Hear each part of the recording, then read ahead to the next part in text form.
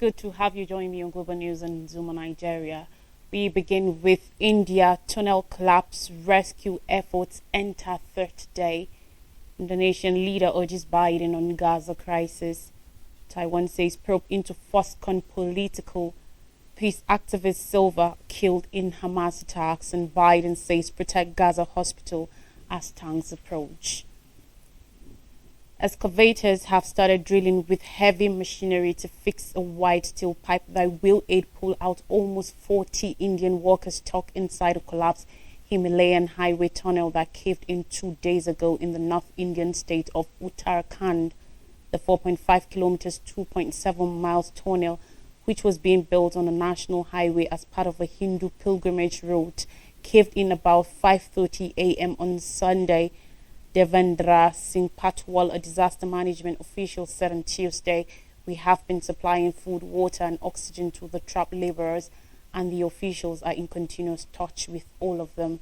Over 100 rescue workers are using heavy machinery to drive a steel pipe with a width of 90 centimeters, nearly 3 feet, wide enough for the trapped men to squeeze through the rubble, the government's highway and infrastructure company said. Patwal said it was not easy to ascertain the time required to pull out the workers. A team of geologists from the state government and educational institutions had arrived to determine the cause of the accident, he added. "Our biggest breakthrough is that we have established contact and there is supply of oxygen and food," Uttarkashi district's top civil servant Abik Sheikh Ruhela said according to reports on Tuesday. "Whatever is necessary for their survival is being done." Oxygen was being pumped into the tunnel and small food items like dry fruit were being provided to the workers, he added. Footages released by government rescue teams soon after the collapse showed huge piles of rubble blocking the wide tunnel, with twisted metal bars from its roof poking down in front of slabs of concrete. The region is prone to landslide, earthquakes and floods, and the incident follows events of land subsidence in the state that geologists, residents and officials have blamed on rapid construction in the mountains.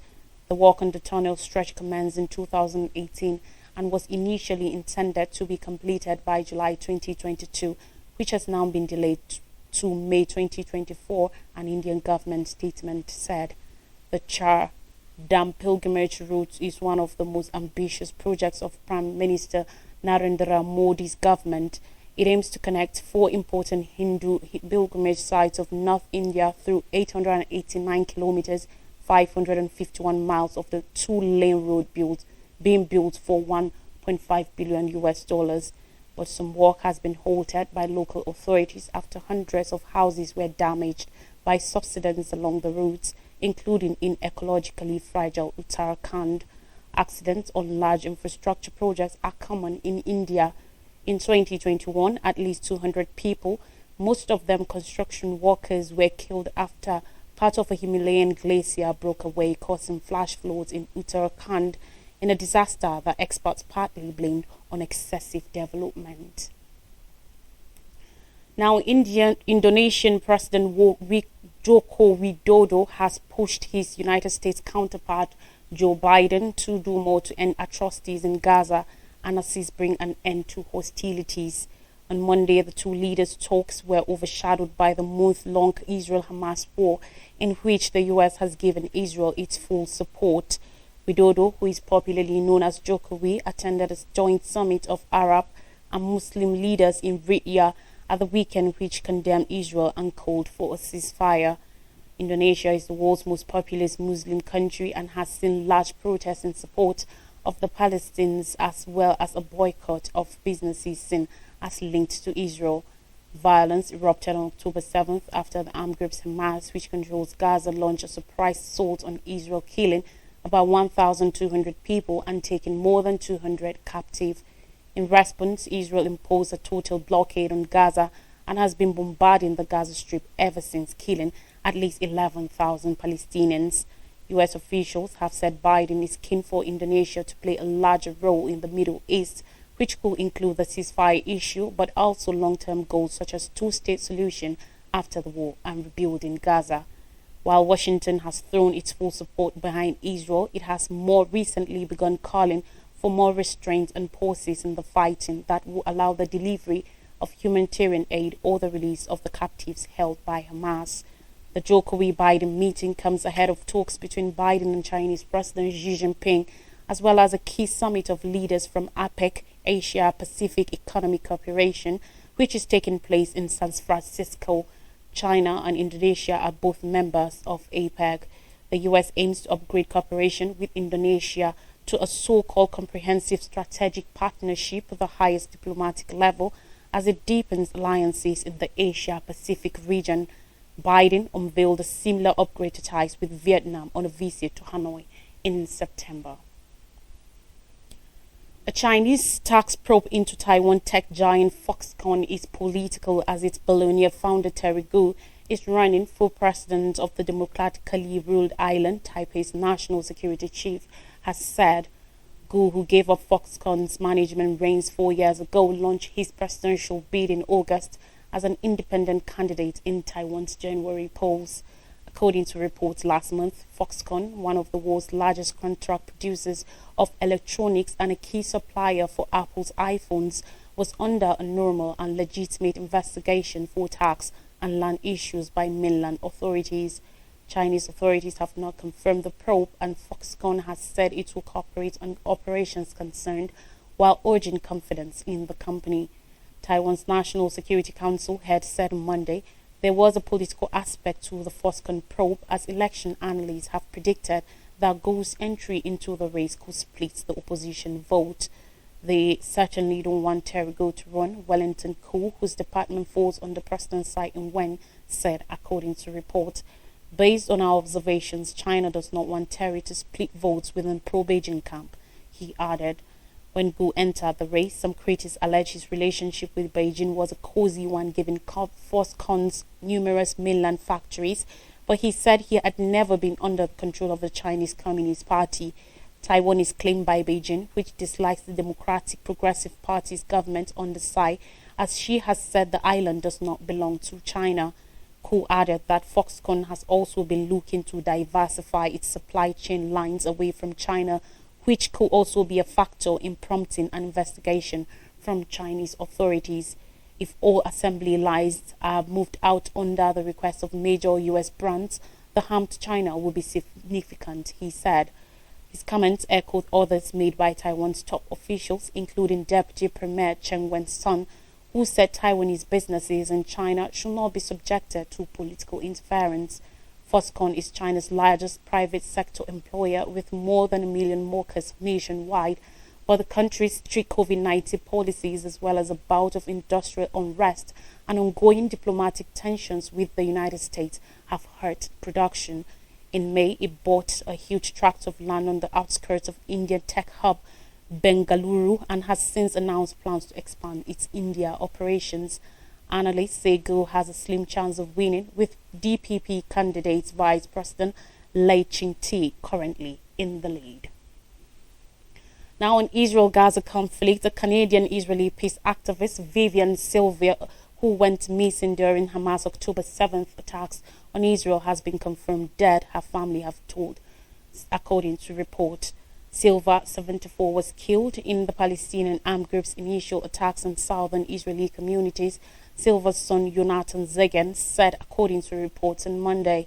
Silva, the founder of Women, Wage Peace and the Arab Jewish Center for Equality, Empowerment and Cooperation, had been living in Kibbutz Be'er, close to Gaza, after moving from Winnipeg in the early 1970s.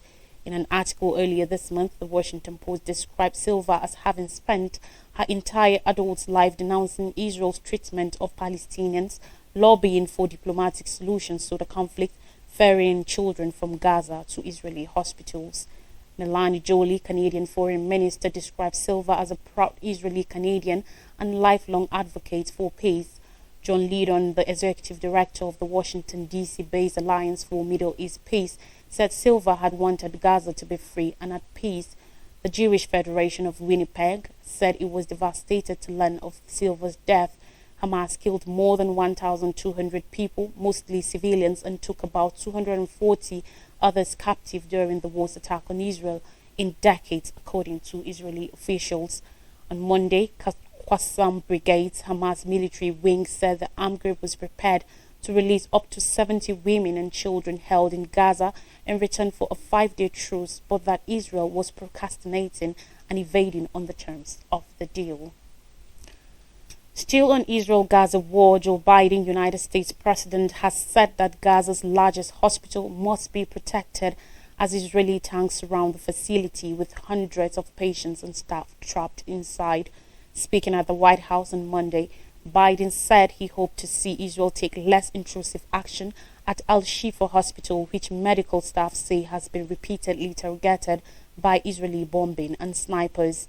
His comments came as medics warned of surging casualties among patients, including newborn babies at the hospital, which has been encircled by Israeli forces since Saturday. Witnesses on Monday reported that tanks and armored vehicles were positioned just meters from the gates of the medical complex, where staff say power outages, dwindling medical supplies, and Israeli bombardment have made taking care of patients next to impossible. No less than 32 patients, including 6 premature babies, have died at the hospital since Friday, Palestinian Health Ministry spokesperson Ashraf Al-Qudra said on Monday. The United Nations Relief Agency in the occupied Palestinian territory said on Sunday 3 nurses have also been killed at the facility. Israel has claimed that Hamas operates a command center under the hospital, which the armed group and hospital officials have denied. Israel's military said on Monday that its soldiers had discovered a weapons cache in a tunnel connected to Rantisi Hospital, a facility for treating children in northern Gaza, sharing a video of what it said were grenades, suicide vests, and other explosives. Hamas hides in hospital, spokesman Daniel Hagari said during a nightly press conference. Today we will expose this to the world. Since Sunday, the Al-Shifa, Al-Quds, and Kamal Adwan hospitals have suspended operations due to Israeli bombardment and dwindling supplies of fuel and medicines. Israel has told civilians to leave Al-Shifa and medics to send patients elsewhere. Reports from Khan Yunis said the Israeli military is calling on patients to step out of the hospital with their hands above their heads. Moving on to more stories, U.S. bipartisanship fuels anti-Palestinian sentiment. In the United States, anti-Palestinian sentiment is increasing, with politicians from both major political parties backing Israel's war in Gaza, despite the mounting Palestinian death toll and growing accusations of war crimes. The war in Gaza dominated the third Republican presidential debate last week, where competing candidates were unanimous in their support of Israel. I'm sick of hearing the media. I'm sick of hearing other people blame Israel just for defending itself, one of those candidates, Florida Governor Ron DeSantis, told the audience. Such statements cropped up throughout the 2-hour event, even when the candidates were discussing topics unrelated to the crisis. But Palestinians were barely ever mentioned, despite a death toll in Gaza that has ticked past 11,000. In fact, the only time a candidate said Palestine or Palestinian was when DeSantis bragged about banning a Palestinian student advocacy group from state universities. Advocates say this is indicative of a wider trend of U.S. politicians across ideological lines justifying and denying Israeli atrocities in Gaza. There is a bipartisan effort to dehumanize the Palestinian people, said Ahmed Abusnaid, the executive director of the U.S. Campaign for Palestinian Rights, USPCR. Abusnaid cited recent episodes in the U.S. politics that he said underscore hostility towards Palestinians. They include Democratic President Joe Biden voicing doubt over the accuracy of the Palestinian death count and attacks on Palestinian American Congresswoman Rashida Tlaib for her criticism of Israel's military offensive. In African shores, nations negotiate plastics treaty in Nairobi. In Nairobi on Monday, the newest negotiations towards a global treaty to combat plastic pollution opened, with tensions expected as nations tussle over what should be included in the pact. Around 175 countries agreed last year to conclude by 2024 a United Nations treaty to address the plastic blighting oceans, floating in the atmosphere and infiltrating the bodies of animals and humans. While there is wide consensus a treaty is required, there are very different opinions about what should be in it. As the talks officially opened, Peru's Gustavo Meza Kudra Velasquez, chair of the forum's Intergovernmental Negotiating Committee, warned that plastic pollution posed a direct threat to our environment, human health, and the delicate balance of our planet. Around 60 so-called high-ambition nations have called for binding rules to reduce the use of production of plastic, which is made from fossil fuels, a measure supported by many environment groups. It is not a position shared by many plastic-producing economies, including the United States, which have long preferred to focus on recycling, innovation, and better waste management. The draft presenting the various ways forward will form the basis for the high-stake deliberations at the United Nations Environment Programme (UNEP) headquarters in Nairobi, with over 2,000 delegates registered and advocates from environmental and plastic groups also in the room. The negotiations are expected to get heated as the details are hammered out. Hundreds of climate campaigners waving placards reading "Plastic Crisis, Climate Crisis" on Saturday marched in Nairobi calling for the talks to focus on cutting the amount of plastic produced. William Ruto, Kenyan president, described plastic pollution as an existential threat to life, to humanity, and everything in between. Now let's take a quick break, and when we come back, I'll bring you more stories from Nigeria. Don't go anywhere.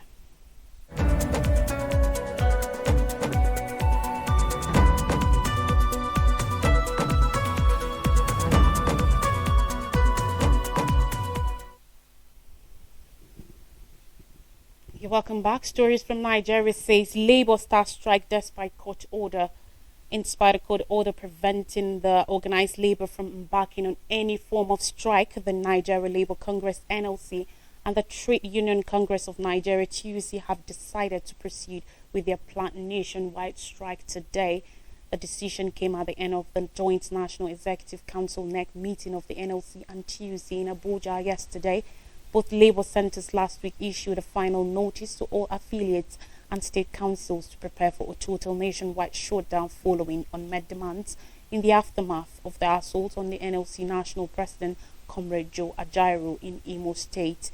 Labour has precisely issued a 6-point core demands to include the immediate removal of the Commissioner of Police, Ahmed Burde, from Imo State, removal of the area commander, arrest and prosecution of the advisor to state governor on special duties, Nwaneri Chinasa, and other state government officials identified in the alleged brutalization of Ajaero and other workers who were humiliated in the assault.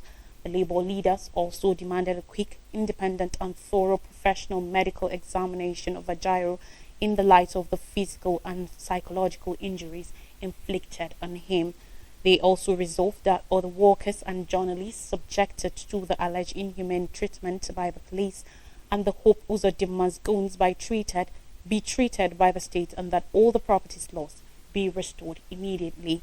They equally demanded the immediate implementation of all the outstanding industrial relations issues as previously agreed with the Imo State government.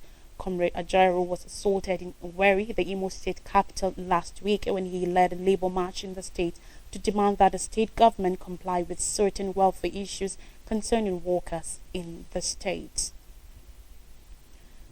On election matters, Tinubu praises INEC, PDP folds Kogi Imo poll. On Monday, President Ahmed Bola Tinubu congratulated Governor Hope Uzodimma of Imo State, Governor Doyediri of Bayelsa State, and Governor-elect Usman Ododo of Kogi State on their victory in the November 11th governorship elections in their respective states. During Ngalale, Tinubu's special advisor on media and publicity said in a statement that President Tinubu says the outcome of the elections reflects the wishes of the people, emphasizing that democracy thrives when voters reward competence, transparency, and good governance. The president also commended the electorate in Imo, Kogi, and Bayelsa for their participation in the electoral process. But the opposition People's Democratic Party and the Labour Party faulted the results of Kogi and Imo polls, alleging that the security agents plotted with the staff of the Independent National Electoral Commission (INEC) to rig the elections. According to reports in Imo State, Uzodimma scored 540,308 votes, defeating the PDP candidate Samuel Anyanwu, who scored 503 votes to come second, while the Labour Party's Ethan Ochonu emerged third with 64,081 votes. Ododo won the Kogi governorship election with 446,237 votes, defeating Muritala Ajaka of the Social Democratic Party, who gathered 159,052 votes, while Dino Melaye of the People's Democratic Party came third with 46,362 votes. In Bayelsa State, the incumbent governor Diri polled 175,196 to defeat his closest rival, Timipre Silva of the All Progressives Congress APC, who got 110,108 votes, while the Labour Party's Undengs Eradiri polled 905 votes. To the winners, Tinubu said, and I quote, "May your tenure in office be defined by close collaboration with all of your counterparts across party lines and the attainment of pan-Nigerian development achievements that benefit everyone, and may you lead at all times with compassion and a deepened commitment to our nation's unity." He affirmed the resilience of democratic institutions and the power of the people in shaping the nation's political landscape. He also expressed gratitude to INEC for working to create a level playing field for all contestants and the nation's security agencies for maintaining law and order during the highly anticipated elections. And finally, on the news, Saudi cancels 264 airpeace visas on arrival. Saudi Arabia authorities have cancelled the visa of all the 264 passengers flown by Nigeria's main carrier, Airpeace, on arrival at the country from Kano. They insisted that the airline should return them to Nigeria. According to reports, the flight took off from the Murtala Mohammed International Airport, Lagos, via the Aminu Kano International Airport, Kano, on Sunday night and arrived in Saudi Arabia's major city, Jeddah, today without issues. On landing, however, the Saudi Arabian authorities announced that all the passengers' visas were cancelled. A source who spoke on condition of anonymity said all the passengers and the airline personnel were shocked at the cancellation of the visas because during check the passengers went through the Advanced Passengers Pre-Screening System APPS, which was also monitored by the Saudi Arabia authorities before the flight left the country. The source wondered whether what happened was a strategy to discourage the airline from operating to the destination, because since it began the operation, it has been recording a high load factor, and even the flight expected to leave on Tuesday to Jeddah was already fully booked. When the Nigerian embassy weighed in Saudi, authorities were said to have reduced the number of passengers that will be returned to 170 from 264. Saudi Air has been operating directly from Nigeria to Saudi Arabia, and since Airpeace began flight service to the Middle East nation at relatively lower fares, it has been receiving high patronage, and as a Nigerian carrier, it helps to conserve foreign exchange for the country. A source from the Nigerian embassy in Jeddah said that even the Saudi immigration personnel said they didn't know who cancelled the visas, but that they were cancelled when the airline was already airborne to Jeddah. Meanwhile, stakeholders in the sector have attributed the development to aeropolitics, stating that it is a way to force the Nigerian operator out of the route unless the government intervenes, adopting the principle of reciprocity. According to industry experts and the Chief Executive Officer, Centurion Aviation Security and Safety Consult, Nigeria Group Captain John Ojikotu, the action of the Saudis is aeropolitics and diplomacy. He also requested that the Ministry of Foreign Affairs should step in immediately and intervene in this very matter. To refresh our memories, tunnel collapse, rescue efforts enter third day. Indonesian leader urges Biden on Gaza crisis. Taiwan says probe into Foxconn political. Peace activists Silva killed in Hamas attacks, and Biden says protect Gaza hospital as tanks approach. And that's all in the news. Thanks for watching. Have a great day. I am Lois Strike.